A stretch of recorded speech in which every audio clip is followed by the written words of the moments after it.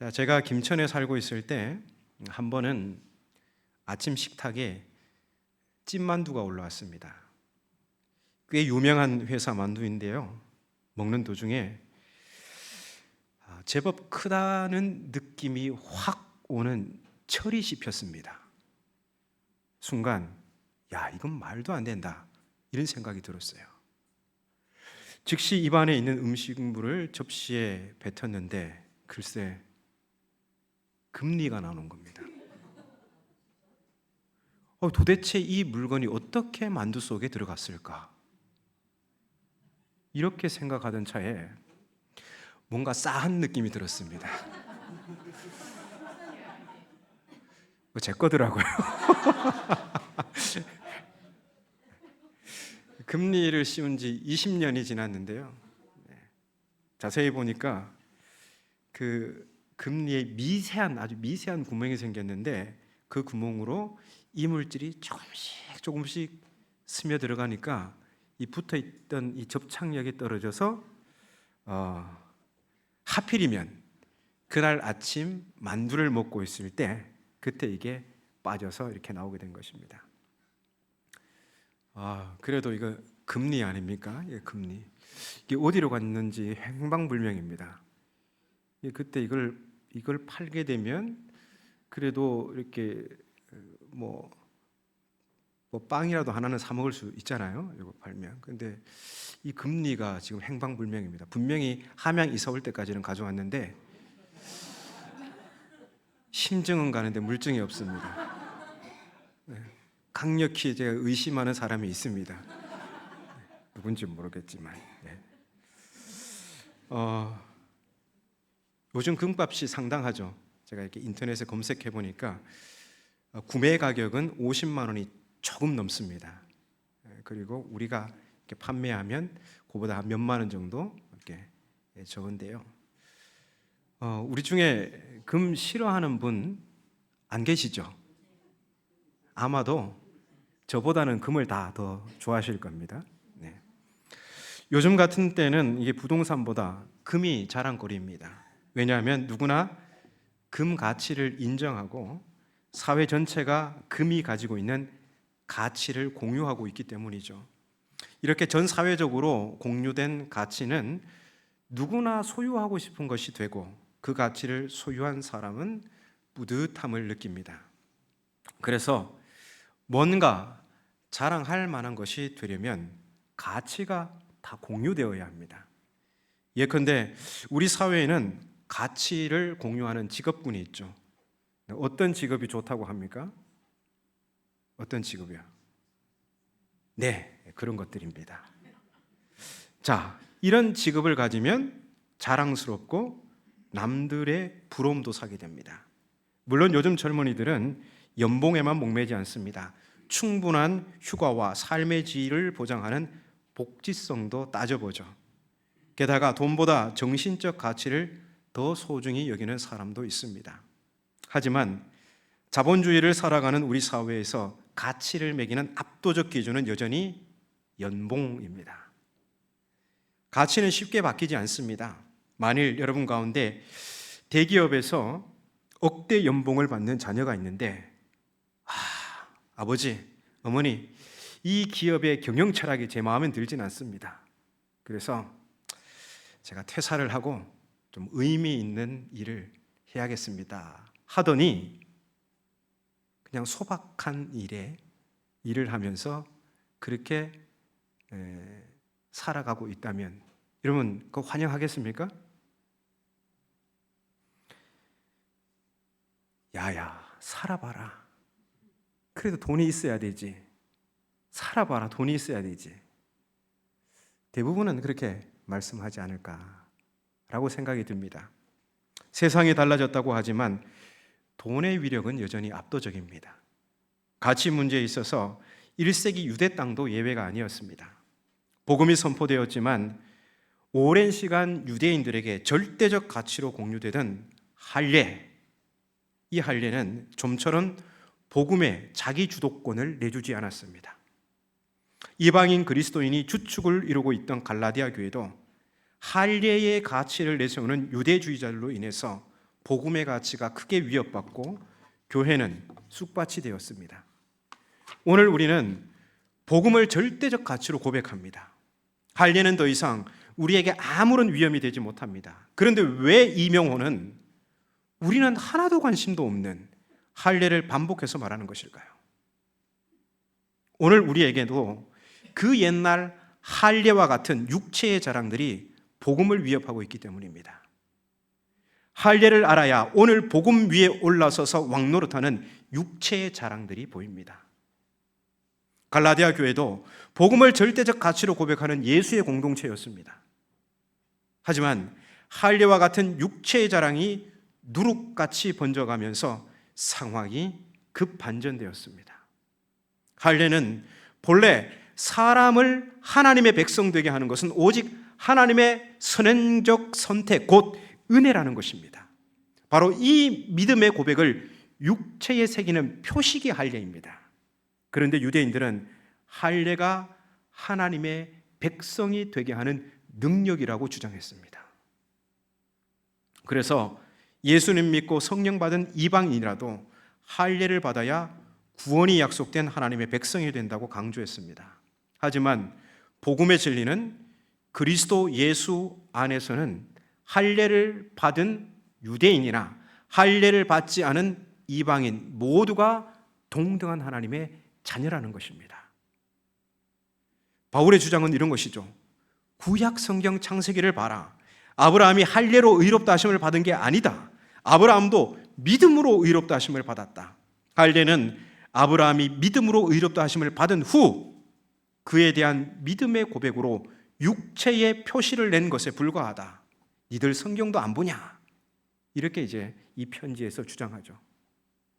그렇다면 참 유대인, 참 아브라함의 자손, 하나님과 함께 아브라함과 함께 하나님의 약속의 상속자는 할례를 행한 혈통적 유대인이 아니라 유대인이든 이방인이든 오직 예수 그리스도를 믿는 사람이 참 이스라엘이고 참 아브라함의 자손이고 참 하나님의 나라의 상속자가 되는 것입니다. 그런데 유대주의자들은 여전히 할례의 가치를 내세우며 우등한 유대인과 열등한 이방인을 구분하고 구원받을 유대인과 심판받을 이방 죄인으로 세상을 둘로 나누었습니다. 실제로 유대인들은 세상을 그렇게 둘로 나뉘어 생각했죠. 그래서 유대 사회에서 최고의 자랑거리, 최고의 가치로 공유된 것은 할례였습니다. 당시 이런 가치에 매료된 이방인들도 할례받고 유대교로 입교하는 현상이 흔했죠. 그런데 오늘 본문에서 바울은 할례가 아닌 십자가를 자랑합니다. 그러나 내게는 우리 주 예수 그리스도의 십자가 외에 결코 자랑할 것이 없습니다. 바울이 십자가의 가치를 알게 된 결정적 사건은 다메섹 도상에서 부활하신 예수님을 만난 후입니다. 이때부터 바울은 지체 없이 십자가의 도를 전합니다. 하지만 여전히 유대 사회는 할례가, 헬라 사회는 지혜가 절대적 가치로 공유되고 있었습니다. 이런 상황에서 십자가의 가치는 복음을 영접한 소수의 사람만이 공유하는 것이었습니다. 갈라디아 교회도 이 십자가의 가치를 알고 있었습니다. 하지만 그곳에 몰래 들어온 유대주의자들은 십자가는 할례보다 열등한 것으로 가르쳤습니다. 구원의 능력이 할례에 있다고 가르쳤고, 그래서 할례의 가치를 지켜 세우며 할례를 자랑하도록 가르쳤습니다. 이것은 혹하는 제안이죠. 십자가보다 할례가 훨씬 매력 있게 보이도록 하기 때문입니다. 바울이 예수 그리스도의 십자가만을 자랑한다고 했을 때 이 자랑은 단순히 십자가의 교리를 자랑하는 게 아닙니다. 십자가를 자랑한다는 것은 십자가의 복음을 믿음으로 성령을 받아서 십자가의 원리로 제시되는 새로운 삶, 곧 사랑으로 서로 종노릇하며 사는 것입니다. 사랑으로서 역사하는 믿음으로 사는 것입니다. 그리고 그 삶의 결과가 하나님 나라를 상속하는 것입니다. 신앙생활 하면서 정말 힘든 것은 새벽 기도회도 아니고 11조도 아닙니다. 그보다 더 힘든 것은 나와 생각이 다른 사람을 섬기는 것입니다. 이것은 품이 넓어야 하고 때로는 내 자존심을 꺾는 십자가의 원리에 순종해야만 가능한 것입니다.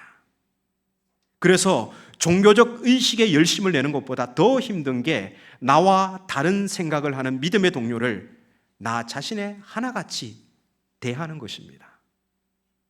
십자가는 부단히 나를 쳐서 그리스도의 명령, 곧 복음의 진리에 나를 복종시켜야 하는 것입니다. 그리고 그 삶의 결국이 하나님 나라를 상속하는 것이고 영생입니다. 그런데 육체에 행한 할례가 이런 십자가의 원리를 대체한다는 가르침은 얼마나 매력적일까요? 더 이상 나를 죽이지 않아도, 복음의 진리에 복종하지 않아도 할례만 행하면 구원받는다니 이보다 더 좋은 제안이 어디 있습니까? 어차피 우리는 죄인이니까 우리가 어떻게 선한 삶을 살 수 있어? 예수만 믿으면 돼. 이게 가장 우리에게 혹하는 거죠. 아멘 할 거죠. 그러나 우리가 한 절 한 절씩 갈라디아서를 읽어봤는데 제가 거짓말하고 있습니까? 복음은 우리에게 다가와 우리에게 새로운 삶을 선사하기도 하지만 복음은 우리가 복종해야 되는 것입니다. 실제 갈라디아 신자들 중 적지 않은 사람들이 이 거짓 교사들의 가르침을 수용했고 십자가보다 할례를 자랑합니다. 교회 안에서 할례가 첨예한 논쟁거리가 되고 서로가 할례를 받았냐 받지 않았냐로 경쟁하고 갈등하는 전선이 형성되었습니다. 그래서 사랑으로 서로 종노릇하며 그리스도의 형상을 드러내던 갈라디아 교회는 한순간 야생을 방불케 할 다툼의 장이 된 것입니다. 잘못된 복음으로 인해서 갈라디아 교회는 그리스도의 십자가와 성령에서 떠나 다시 육체로 돌아가게 되었습니다. 헛된 육체에 갇힌 할례를 자랑함으로써 서로 경쟁하고 투기함으로 사랑으로 서로를 섬기는 그리스도의 모양을 잃어버리게 된 것입니다. 그래서 갈라디아 교회는 다시금 사랑으로 서로를 섬기는 그리스도의 모양으로 재창조되어야 했습니다. 바울은 이런 목적하에 갈라디아서를 쓴 것입니다. 여기에 바울이 예수 그리스도의 십자가만을 자랑하는 이유가 있습니다. 십자가만이 할례와 같은 육체에 종살이하는 갈라디아 신자들을 서로를 사랑으로 섬기는 그리스도의 모양으로 재창조하는 능력이 있기 때문입니다. 본문 15절입니다. 할례나 무할례나 아무것도 아니로되 오직 새로 지으심을 받는 것만이 중요하니라. 새로 지으심을 받는 것, 다시 말해 재창조되어야 합니다. 할례, 무할례 그거 가지고 다투지 마. 새로운 창조가 제일 중요한 거야. 갈라디아 신자들의 관심은 바로 이 대목에 집중되어야 합니다. 할례와 같은 무익한 육체의 자랑을 버리고 십자가를 자랑함으로 그리스도 안에서 재창조되어서 새로 지으심을 받은 자로 살아가는 것, 이게 지금 갈라디아 교회에 필요한 것입니다. 바울이 지금까지 일관되게 설명한 것처럼 새로 지으심을 받는 자의 삶은 성령의 이끌림을 받으며 영의 열매를 맺는 삶, 곧 사랑으로 그 모양을, 사랑으로 그 자태를 드러내는 믿음의 삶을 사는 것입니다. 서로 사랑으로 종노릇하며 사는 것입니다. 그래서 바울의 실질적 관심은 바로 새로 지으심을 받는 것, 재창조에 있습니다. 이러한 바울의 관심은 고린도전서 7장 19절에 더욱 분명하게 나타나 있는데요. 우리 화면을 보시고 함께 읽겠습니다. 할례도 아무것도 아니며 무할례도 아무것도 아니고 하나님의 계명을 지키는 것만이 중요합니다. 오늘 본문 15절에서는 할례도 무할례도 아무것도 아니지만 새로 지으심을 받는 것이 중요하다고 했고, 고린도전서에서는 하나님의 계명을 지키는 것만이 중요하다고 했습니다. 이 둘의 차이가 무엇일까요? 새로 지으심을 받는 것, 하나님의 계명을 지키는 것, 이 둘 모두는 같은 의미입니다. 새로운 존재로 재창조되는 것은 다름 아닌 하나님의 계명에 따라 살아가는 것이 핵심입니다. 그런데 바울은 이러한 변화가 예수 그리스도의 십자가를 통해서 육체와의 단절로부터 온다고 합니다. 우리 본문 14절 하반절 화면을 보시고 함께 읽겠습니다. 그리스도로 말미암아 세상이 나를 대하여 십자가에 못 박히고 내가 또한 세상을 대하여 그러하니라. 아멘. 이 말씀에는 과거 바울이 관계했던 세상을 이야기하고 있습니다. 예수 그리스도를 만나기 전 바울은 세상과 좋은 관계에 있었죠. 이 세상과 좋은 관계에 있었던 바울은 할례와 같은 육체를 절대적인 가치로 자랑하며 살았습니다. 그런데 그리스도로 말미암아 그리스도를 통해서 이 세상과 관계 단절이 이루어졌습니다. 세상이 나와의 관계에서 십자가에 못 박혀 죽고 나도 세상과의 관계에서 십자가에 못 박혀 죽었다고 합니다. 그러니까 그리스도를 통해서 세상도 자신도 다 죽었습니다. 여러분, 관계가 이루어지려면 둘 다 어떻게 되어야 되죠? 둘 다 살아야 있어야 되죠. 근데 이 관계가 단절되려면 둘 중 하나만 죽어도 됩니다. 누가 어떤 여자가 저를 주구장창 따라다닌다면, 물론 이런 사건들은 옛날에 많았지만요, 저를 막 그렇게 따라다니면 제가 어떻게 해야 됩니까? 도망가야 되죠. 전화기도 끊어야 되죠. 그래도 찾아온다면 어떻게 됩니까? 이사를 가야 되죠. 이사를 가도 안 됩니다. 이민을 갔습니다. 거기까지 따라오네요. 이거 어떻게 단절을 이룰 수 있습니까? 둘 중 하나는 누구가 죽어야 끝나는 겁니다. 그런데 바울은 하나만 죽어도 관계 단절이 이루어지는데 세상도 나에 대해서 죽고 나도 세상에 대해서 죽었다고 합니다. 자, 이 이중 죽음을 이야기합니다. 그러면 이 이중 죽음을 이야기하는 그 의도가 뭡니까?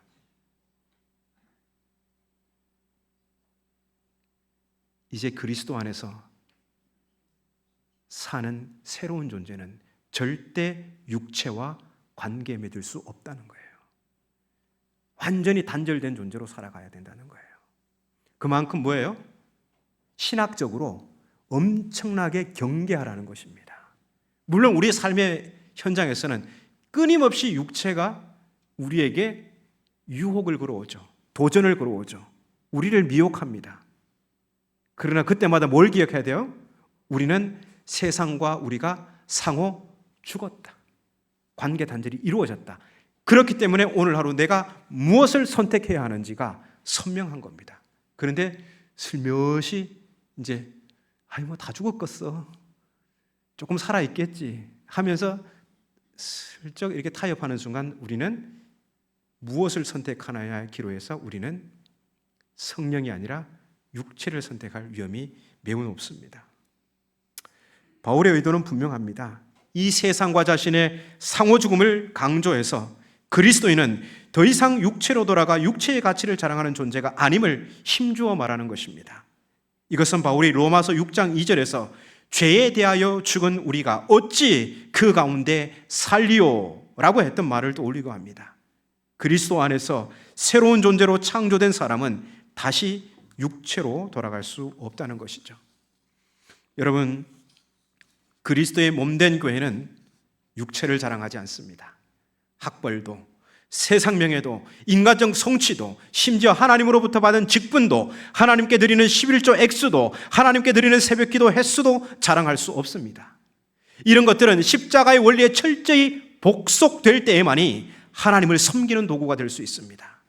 반면 이런 것들이 나를 남보다 더 우월하게 보이게 하고 내가 남보다 하나님과 더 가까이 있다고 내세울 만한 요소로 작용할 때 그것은 모두 육체의 자랑이 되고 맙니다.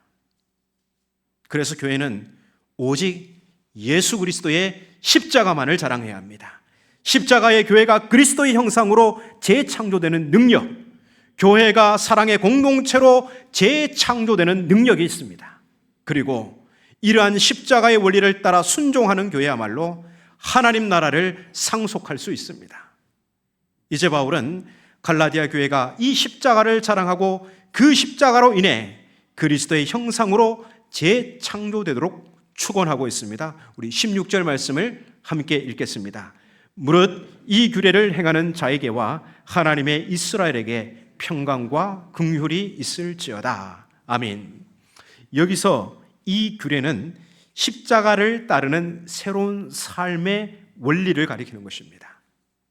이것은 곧 할례와 같은 육체를 자랑하는 모양과 반대되는 것이죠. 바울은 갈라디아 교회가 다시금 십자가를 자랑하고 십자가를 따르는 새로운 삶의 규범으로 재창조되도록 하나님의 평강과 긍휼을 축원하고 있습니다. 여러분, 교회에서 육체의 자랑거리들은 아무것도 아닙니다. 가장 중요한 것은 그리스도의 십자가를 통해 새로운 존재, 즉 그리스도의 모양으로 재형성되고 재창조되는 것입니다. 바울은 이 같은 중요성을 오늘 본문 첫 번째 구절에서 밝히고 있습니다. 내 손으로 너희에게 이렇게 큰 글자로 쓴 것을 보라. 바울의 편지는 보통 바울이 구술하면, 말로 하면 다른 사람이 이를 받아 적는 경우가 많았습니다. 이걸 대필을 한다고 하죠. 갈라디아서 역시 마찬가지입니다. 그러나 이 11절부터, 오늘 본문 11절부터는 대필자에게서 펜을 받아서 바울이 친필로 편지를 마무리합니다. 바울은 먼저 큰 글자로 쓴 것을 보라고 합니다. 여기서 큰 글자로 썼다는 것은 무슨 말일까요? 내가 이렇게 큰 글자로 쓴 것을 보라 그래요. 그 갈라디아 교회 안에 어르신들, 노안을 가진 어르신들을 배려했다는 얘기일까요? 여기서 큰 글자로 썼다는 것은 노안을 가진 사람을 배려했다는 말이 아닙니다. 우리가 어떤 글을 쓸 때 중요한 내용에 글씨 색깔을 바꾼다든가 진하게 쓴다든가 글자 크기를 키운다든가 이 나름의 방식을 활용하는 것은 왜 그렇습니까? 이 내용이 그만큼 중요하다는 것입니다. 이와 같이 바울이 편지 말미에 펜을 들어 큰 글자로 썼다고 말하는 것은 지금까지 말해왔던 내용을 정리하는 이 마지막 내용이 너무너무 중요하다는 것을 강조하는 것입니다. 그래서 큰 글자로 썼다는 것은 그만큼 애절한 심정으로 호소한다는 의미입니다. 십자가만을 절대적 가치로 자랑하는 것, 그래서 그리스도 안에서 새로운 존재로 재창조되는 것이 가장 중요하다고 바울이 호소하고 있는 것입니다. 우리가 잘 알고 있는 이솝 우화로 설교를 마무리하려고 합니다. 한 마리 사슴이 목이 말라 호숫가로 물을 마시러 갔습니다. 이때 사슴은 물속에 비친 제 그림자를 바라보았습니다. 나뭇가지 모양으로 여러 갈래로 뻗친 제 뿔이 너무나 아름답고 자랑스러워 보였습니다. 반면 곧이어 그의 가느다란 다리를 보았을 때 다리는 왜 이리도 보기 싫은가 하고 한탄했습니다. 이런 볼품없는 다리는 없는 것만 못하다는 생각조차 들었습니다. 사슴은 이렇게 혼자 중얼거리고 있었는데 때마침 사자 한 마리가 나타나서 사슴을 잡아먹으려고 쫓아왔습니다. 이때 사슴은 쓸모없다 생각하던 자신의 가는 다리에 의지해서 숲속으로 손살같이 뛰어갔습니다. 사자의 추격을 따돌렸다 생각할 무렵 사슴은 그만 자신이 뽐내고 자랑하는 뿔이 나무에 걸리고 맙니다. 가엾게도 사슴은 사자의 밥이 되었습니다. 불쌍한 사슴은 이렇게 한탄합니다. 나는 지금까지 욕만 하던 다리 덕분에 목숨을 구할 수 있었는데 오히려 자랑으로 알았던 뿔 때문에 이 모양이 되어버렸구나. 우리 사회가 공유하는 육체의 가치들은 사람들로부터 부러움을 사고 나를 다른 사람과 비교해 더 나아 보이게 합니다. 그래서 이러한 가치들은 자랑거리입니다.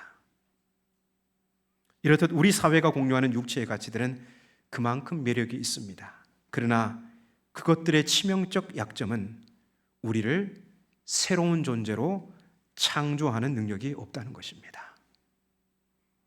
게다가 그런 육체의 가치들이 교회 공동체에서 자랑거리로 공유될 때 교회는 사랑으로 서로를 섬기는 그리스도의 모양을 잃어버리고 경쟁과 갈등과 다툼의 장이 되어 세상 가운데 일그러진 그리스도의 모양을 드러내고야 맙니다. 육체의 자랑들은 우리를 새로운 존재로 창조하는 능력도 없고 궁극적으로 구원을 가져다 줄 능력도 없습니다. 우리를 새로운 존재로 창조 혹은 재창조하는 절대적 가치, 그리고 우리에게 구원을 가져다 주는 절대적 능력은 오직 우리 주 예수 그리스도의 십자가밖에 없습니다. 그러므로 십자가만을 자랑하는 우리 모두가 되시기 바랍니다. 갈라디아서를 마무리하면서 저도 사도의 심정으로 여러분에게 큰 글자로 호소합니다. 십자가만을 자랑합시다.